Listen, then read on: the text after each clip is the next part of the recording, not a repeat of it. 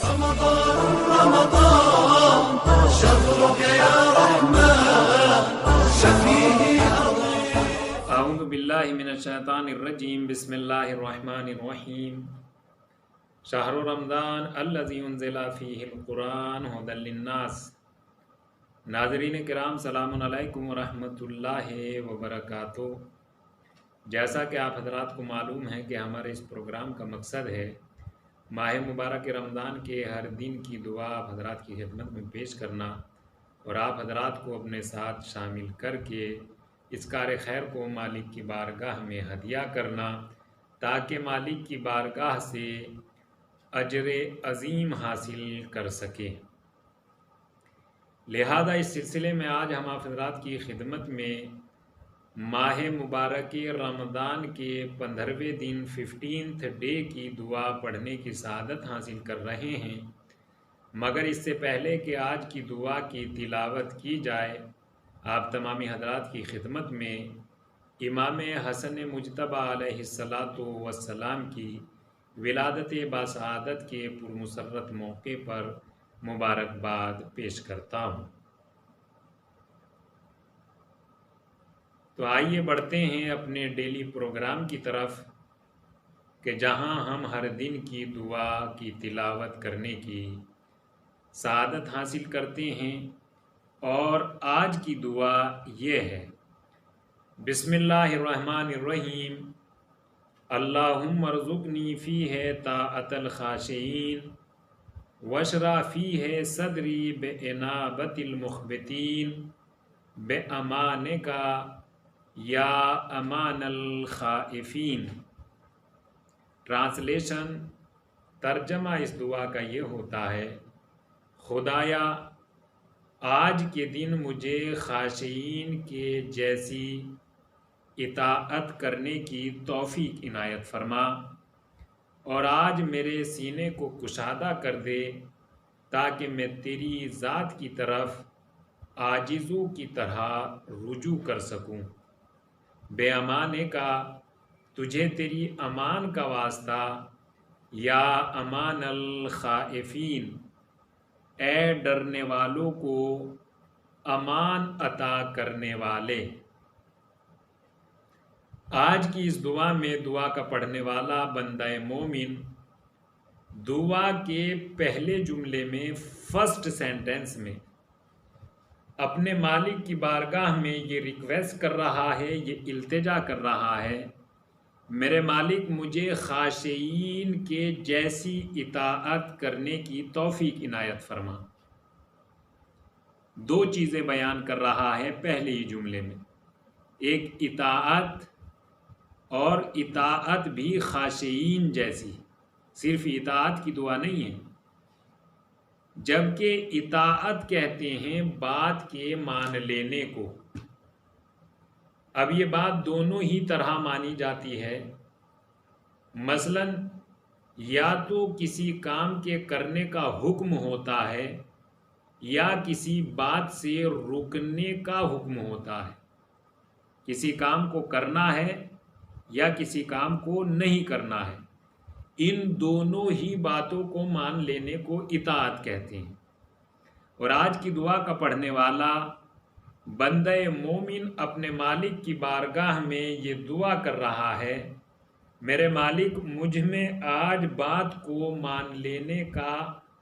کمال عنایت فرما، بات کو مان لینے کی صفت عنایت فرما،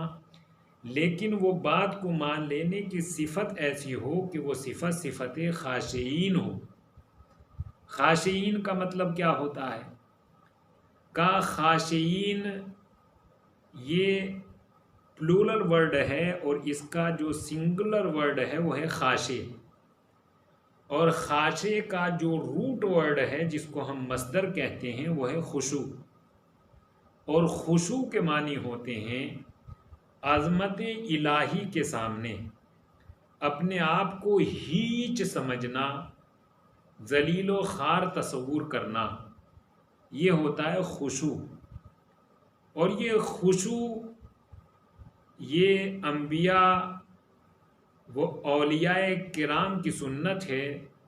ان کا شیوا ہے۔ جب انسان کے اندر عظمت الہی کا احساس پیدا ہو جائے گا تو جیسے جیسے یہ عظمت الہی اور معرفت الہی بڑھتی جائے گی ایسے ایسے انسان کے ایمان میں اضافہ ہوتا جائے گا، اور انسان مالک کی عظمت کے سامنے اپنے آپ کو کچھ بھی نہیں تصور کرے گا، اور واقعاً انسان کچھ ہے ہی نہیں، مالک کی عظمت کے سامنے کچھ بھی نہیں ہے۔ اور آج کی دعا کا پڑھنے والا یہی دعا کر رہا ہے، میرے مالک مجھ میں بات ماننے کی جو صفت عطا فرما، وہ صفت ایسی ہو کہ میں تیری بارگاہ میں مغرور و متکبر ہو کر نہ آؤں، بلکہ میں تیری بارگاہ میں سر جھکا کر آؤں، بالکل ایک دم ذلیل و خوار ہو کر آؤں، اور تیری بارگاہ میں تیری عظمت کا اعتراف کرتے ہوئے تیری عظمت کا قائل ہو کر آؤں۔ تو آج کی دعا کا پڑھنے والا خاشعین کے جیسی اطاعت کی دعا مانگ رہا ہے، خاشع، خشوع، عظمت الہی کے سامنے اپنے آپ کو ذلیل و خوار سمجھنا۔ اس سلسلے میں ہم آپ کی خدمت میں کتاب فلاح السائل، اس میں تحریر کیا گیا ہے کہ اللہ کے رسول حضرت محمد مصطفیٰ صلی اللہ علیہ وآلہ وسلم جب عبادت الہی کے لیے مصلی عبادت پر کھڑے ہوا کرتے تھے تو آپ کے چہرے کے آثار بدل جاتے تھے اور آپ کی آواز میں کرب پیدا ہو جاتا تھا۔ اور اسی طریقے سے مولا کائنات حضرت علی ابن ابی طالب علیہ السلام کے سلسلے میں بھی یہ بات وارد ہوئی ہے کہ جب آپ مصلی عبادت پر کھڑے ہوا کرتے تھے تو آپ کا وجود لرز جاتا تھا، کانپ اٹھتا تھا۔ تو یہ عظمت الہی کا احساس انسان کو اس منزل کمال پر لا کر کھڑا کر دیتا ہے کہ عظمت الہی کے سامنے ہماری کوئی ویلیو اور ہماری کوئی حیثیت نہیں، اور اس صفت خشوع کو مومنین کی خاص صفت بیان کیا گیا ہے، جیسا کہ قرآن مجید کے سورہ مومنون کی آیت نمبر 1 اور 2، ورس نمبر 1 اور 2، اس میں ارشاد الہی ہو رہا ہے، بسم اللہ الرحمن الرحیم، قد افلح المؤمنون الذین هم فی صلاتهم خاشعون، کا وہ مومنین اور وہ صاحبان ایمان کامیاب و کامران ہیں، الذین هم فی صلاتهم خاشعون، جو اپنی نمازوں کو خشوع کے ساتھ بجا لاتے ہیں۔ یہاں مومنین کو کامیابی کی خوشخبری کب سنائی گئی؟ جب ان کے یہاں یہ صفت پیدا ہو جائے کہ وہ اپنی نمازوں کو خشوع کے ساتھ بجا لاتے ہیں، تب یہ کہا گیا ہے کہ یہ مومنین کامیاب اور کامران ہیں، تب ان کی کامیابی کا اعلان ہے، تب انہیں کامیابی کی بشارت دی جا رہی ہے۔ اور اسی طرح روایات میں روکا گیا ہے کہ اگر خود انسان آمادہ نہیں ہے اور انسان کے اوپر ایسے تصورات اور ایسے خیالات طاری ہو رہے ہیں کہ وہ نماز کو اچھی طرح انجام نہیں دے سکتا، تو اس حالت میں نماز کے پڑھنے سے روکا گیا ہے۔ اس حالت میں نماز نہ پڑھی جائے، بلکہ تھوڑی دیر رکیں، انتظار کریں، اچھے وقت کے آنے تک رکے رہیں، اور جب اپنے آپ کو آمادہ کر لیں اور یہ احساس پیدا ہو جائے کہ اب ہم نماز کو خشوع کے ساتھ انجام دے سکتے ہیں، بجا لا سکتے ہیں، تو اس وقت نماز پڑھیں، جیسا کہ قرآن مجید کے سورہ نساء کی آیت نمبر 43، ورس نمبر 43، ارشاد الہی ہو رہا ہے، بسم اللہ الرحمن الرحیم، یا ایہا الذین آمنوا لا تقربوا الصلاۃ وانتم سکارا حتی تعلموا ما تقولون۔ اے ایمان لانے والو، نشے کی حالت میں نماز کے قریب بھی نہ جانا، حتی تعلموا ما تقولون، یہاں تک کہ تمہیں علم ہو جائے، تم جان جاؤ کہ تم کیا کہہ رہے ہو۔ تو قرآن مجید کی اس آیت کی روشنی میں بآسانی یہ کہا جا سکتا ہے کہ قرآن نمازی کو بیدار دیکھنا چاہتا ہے، غافل دیکھنا نہیں چاہتا۔ کم سے کم اتنا تو ہوش آ جائے کہ تم بول کیا رہے ہو۔ جب یہ ہوش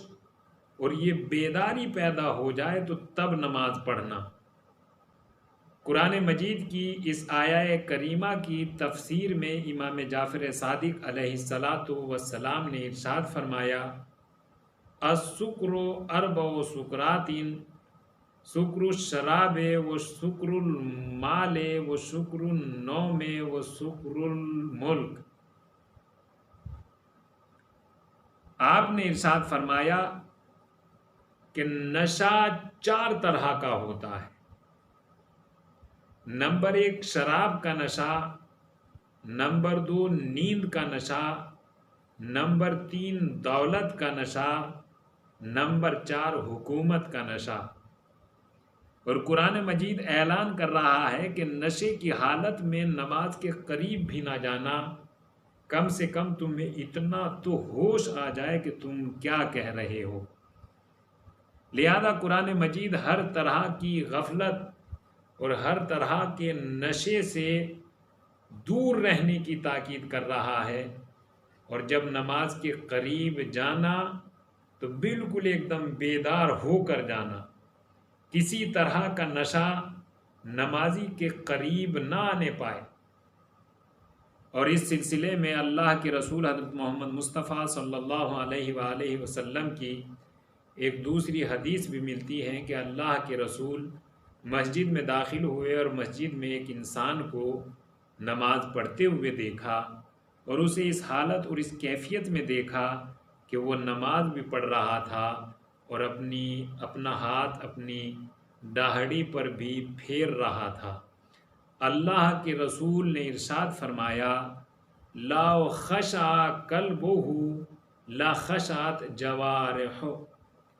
اگر اس کا دل خاشع ہوتا تو اس کے ہاتھ بھی خاشع اور خشوع کے ساتھ نماز بجا لاتے، لیکن نہ اس کا دل خاشع ہے اور نہ اس کے ہاتھ وہاں ہیں جہاں ہونے چاہیے۔ لہذا خضوع اور خشوع ایک بہترین نعمت اور ایک بہترین چیز ہے، جس کی آج اس دعا میں التجا کی جا رہی ہے، میرے مالک مجھے خاشعین جیسی اطاعت کرنے کی توفیق عنایت فرما۔ یعنی جب میں تیری بارگاہ میں آؤں تو بالکل ایک دم اپنے کو کچھ بھی نہ سمجھوں اور سب کچھ تجھے ہی سمجھوں، تیری عظمت کے سامنے میری کوئی ویلیو نہ ہو، میں بالکل ایک دم ہیچ ہوں۔ آج کی پہلی دعا میں اپنے آپ کو اپنے مالک کی بارگاہ میں حاضر کرنے کا طریقہ بیان کر رہا ہے۔ میرے مالک میں تیری بارگاہ میں مغرور اور متکبر بن کر نہ آؤں، بلکہ میں تیری بارگاہ میں اپنے آپ کو ذلیل سمجھتا ہوا ہوں۔ اور یہ مالک کا احسان و کرم ہے کہ جو یہاں جتنا جھک کر آتا ہے، مالک دنیا میں اسے اتنا ہی بلند کر دیتا ہے۔ یہ مالک کا کمال ہے اور مالک کی بارگاہ کا کمال ہے کہ یہاں جو جتنا بھی انکساری اور خاکساری کے ساتھ آتا ہے، مالک اسے اپنی بارگاہ میں اور اس دین و دنیا میں اور دونوں جہان میں اتنی ہی عزت عطا کرتا ہے۔ عزت مالک کے سامنے جھک جانے میں ہے، مالک کی بارگاہ میں سربسجود ہو جانے میں ہے، مالک کے سامنے اکڑنے میں عزت نہیں ہے۔ اگر ہم دنیا کی ابتدا اور کائنات کے آغاز میں دیکھیں تو جناب آدم علیہ السلام کی خلقت کے وقت جب پروردگار عالم نے یہ حکم دیا کہ جب میں آدم کے پتلے میں اپنی روح پھونک دوں تو سب کے سب سجدے میں چلے جانا. قرآن مجید کا اعلان ہے فَسَجَدُوا الْمَلَائِكَةُ كُلُّهَا إِلَّا الْإِبْلِيسَ. قرآن مجید کا اعلان ہے کہ تمام کے تمام ملائکہ سجدے میں چلے گئے مگر ابلیس سجدے میں نہ گیا. سجدہ یعنی جہاں انسان اپنے مالک کی بارگاہ میں سب سے زیادہ جھک جاتا ہے، سب سے زیادہ خم ہو جاتا ہے، اس حالت اور اس کیفیت کو سجدہ کہتے ہیں. یہ تمام کے تمام ملائکہ جھک گئے اور یہ اپنے مالک کی بارگاہ میں مقرب اور معصوم قرار پائے، لیکن ابلیس نے اس بات کو ماننے سے انکار کر دیا اور وہ روز معلوم تک، قیامت تک لعنتی قرار پایا. لہذا یہ اس بارگاہ کا، یہ بارگاہ الہی کا کمال ہے کہ یہاں جو جتنا خم ہو کر آتا ہے مالک اسے اتنا ہی بلند کر دیتا ہے. تو آئیے ناظرین کرام، آج کی دعا کے پڑھنے کے بعد ہم بھی اپنے مالک کی بارگاہ میں دعا کرتے ہیں، مالک تجھے آج کی ولادت اور امام حسن مجتبی علیہ السلام کی امامت کا واسطہ، آپ کے وجود پر نور کا واسطہ کہ ہمیں بھی آج یہ توفیق عنایت فرما کہ ہم تیری بارگاہ میں ایسے خضوع و خشوع کے ساتھ تیری عبادت انجام دیں کہ جو تیری بارگاہ میں قابل قبول ہوں، تیری بارگاہ سے رد نہ ہو. وآخر الدعوانا ان الحمد للہ رب العالمین. الہی